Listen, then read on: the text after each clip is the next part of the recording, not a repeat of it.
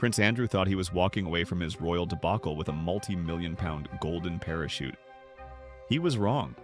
A top legal expert has just peeled back the layers on the Duke of York's impending move from Royal Lodge, revealing the terrifying financial fine print that means Andrew might not receive a single penny for surrendering the lease, and could in fact end up owing the Crown estate millions of pounds just to be rid of the property. Hello, dear viewers, and welcome back to the channel. If you are fascinated by the hidden legal battles and the colossal financial stakes surrounding the modern monarchy, please hit that like button and subscribe so you don't miss our deep dives into the palace's most closely guarded secrets.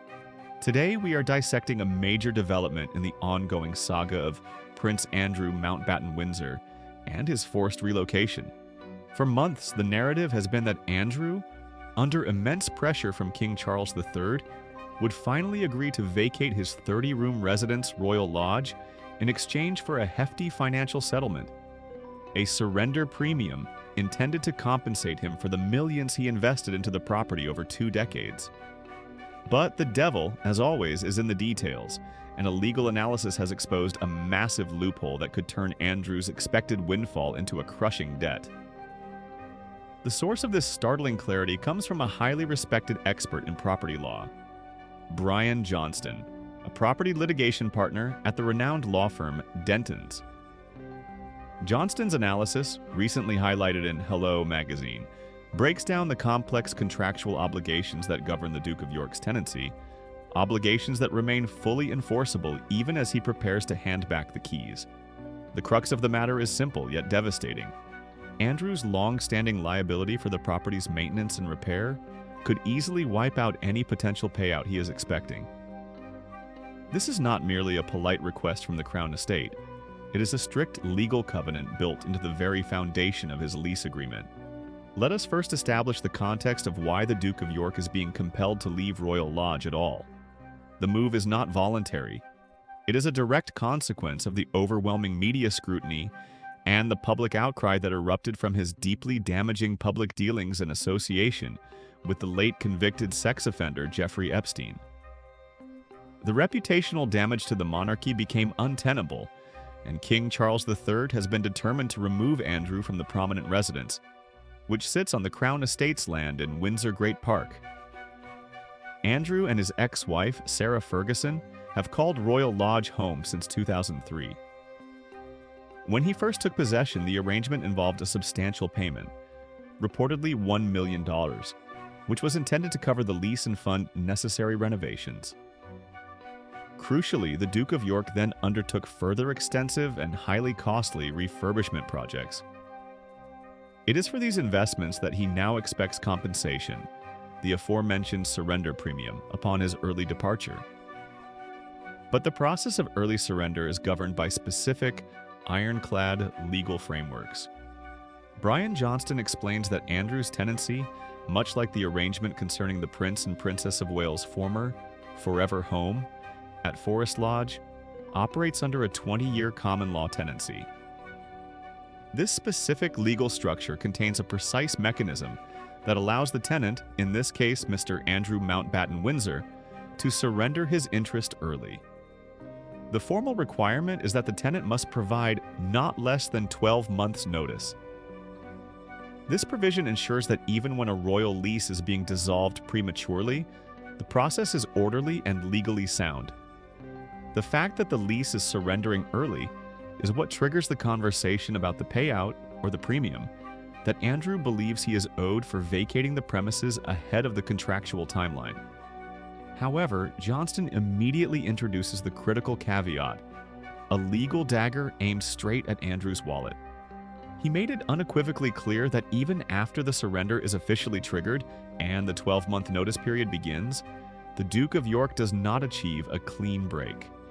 In the precise language of the litigator, it is important to note, however, that even after the surrender is triggered, Mr. Mountbatten-Windsor remains fully liable for complying with all lease obligations up to the date of surrender. This is the point where the potential financial security blanket Andrew was counting on begins to unravel. What exactly do these lease obligations entail? They are not minor administrative duties. They are substantive, structural, and potentially catastrophic to Andrew's financial stability. Specifically, Johnston points out that these obligations include requirements in respect of repair and redecoration, both internally and externally. This is where the saga takes a dramatically expensive turn. Reports surrounding Royal Lodge have long suggested that despite the millions Andrew initially poured into the property, the sheer scale and age of the estate mean that deferred maintenance and necessary repairs have accumulated significantly over the last 2 decades. The expert elaborated on the financial risk inherent in this situation. Complying with these obligations could be very costly, especially if the property is in a poor state of repair and condition. Let us pause for a moment and consider the reality of a historic royal residence like Royal Lodge. These are not standard suburban homes. They are sprawling estates, often requiring specialized historical preservation work, extensive roofing repairs, complex plumbing and electrical systems, and constant upkeep to maintain their structural integrity and aesthetic standards expected by the Crown Estate. If Andrew has been lax in his maintenance, and there have been numerous whispers and reports to suggest this is the case, especially concerning ongoing costs and lack of capital expenditure in recent years, the final bill for rectifying the damage could be astronomical. The Crown Estate, which manages the royal properties, is not a charitable organization. It operates with a strict commercial mandate to protect the value of the sovereign's assets. When a tenant departs, the property must be returned in a state that adheres to the covenants outlined in the lease. If Andrew has failed to meet these standards, the Crown Estate is fully within its rights, and indeed its duty, to demand financial restitution. This brings us to the shocking conclusion of Brian Johnston's analysis, the point which transforms Andrew's expected payout into a potential penalty. Whilst he is entitled to the surrender premium, Johnston confirmed, acknowledging that Andrew does indeed have a right to compensation for giving up his interest early. The Crown Estate is strictly entitled to recover damages arising from any losses it suffers as a result of Mr. Mountbatten Windsor not adhering to the lease covenants. This is the legal mechanism that seals Andrew's fate. The Crown Estate does not have to wait for Andrew to carry out the repairs himself, nor do they have to settle for a friendly negotiation. They can calculate the total cost required to bring Royal Lodge back up to the required standard, the damages, and deduct that amount directly from or demand it in excess of the surrender premium. Imagine the scenario. Andrew anticipates a payout in the range of, say, $5 million, based on his original investment and the remaining term of the lease. However, a detailed survey conducted by the Crown Estate reveals that the roof needs a complete overhaul, the wiring is outdated, and the entire interior requires redecoration and structural repairs amounting to $8 million. In this example, Andrew doesn't just lose his $5 million payout, he would legally owe the Crown Estate an additional $3 million to cover the shortfall. This outcome is not merely theoretical speculation. Johnston concluded his analysis with a stark warning that must have sent shivers down the spine of the Duke of York's legal team. Perhaps it also may be the case that these costs could exceed the value of Mr. Mountbatten Windsor's surrender payment. The implications are profound. Andrew is already facing significant financial challenges, particularly after the settlement reached with Virginia Giuffre following the civil lawsuit. The loss of his civil list income and the high costs associated with his legal battles have left his financial standing precarious. The expectation of a substantial payout for Royal Lodge was likely a key component of his strategy for maintaining his lifestyle and covering ongoing expenses. If the Crown Estate chooses to pursue the full extent of the damages owed under the repair covenants, and given the strong desire of King Charles III to enforce stringent standards across the family, it is highly likely they will. Andrew could find himself in a legal and financial quagmire far deeper than he anticipated. The complexity of the term covenant cannot be overstated here. A covenant in property law is a promise contained within a deed or lease, requiring either that a party perform a specific action, a positive covenant like repair, or refrain from a specific action, a restrictive covenant. Andrew's lease is packed with positive covenants regarding the upkeep of the property. The Crown Estate will now wield these documents like a sword, demanding meticulous adherence. Furthermore, the optics of this situation are terrible for Andrew. He is not merely dealing with a commercial landlord, he is dealing with the sovereign, King Charles III, who is simultaneously the recipient of the Crown Estate's profits and the head of the family. The king has every incentive to ensure that Andrew's departure is final, orderly, and, above all, financially clean for the crown, thereby avoiding any future accusations of preferential treatment or mismanagement of royal assets. For the first time since the news of his impending relocation broke, the financial leverage has shifted dramatically away from Prince Andrew.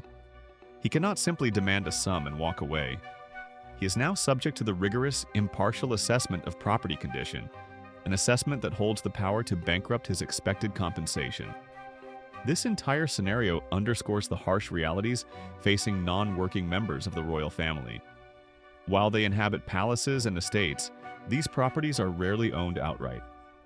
They are often leased under complex, decades-long agreements that carry enormous responsibilities. The perceived luxury of Royal Lodge comes with the hidden burden of historic maintenance costs. The ultimate price Andrew pays for surrendering his lease early may not be in cash received, but rather in the cost of restoring the property to a state worthy of a royal residence. If Brian Johnston's analysis holds true, the Duke of York is currently walking a financial tightrope, where the cost of his exit may very well eclipse the value of his golden handshake.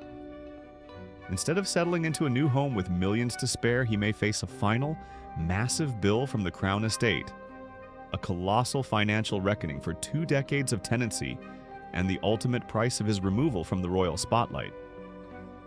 This legal battle unfolding behind the high walls of Windsor Great Park serves as a powerful reminder that even royalty is bound by the iron fist of contract law. What are your thoughts on this astonishing legal development?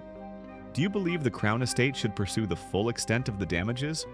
Or should King Charles offer a softer landing for the sake of family harmony? Let us know your opinions in the comments section below. If you found this detailed breakdown insightful, please give the video a thumbs up, share it with fellow royal watchers, and subscribe for more in-depth analysis of the stories shaping the British monarchy. Thank you for watching, and we will see you in the next video.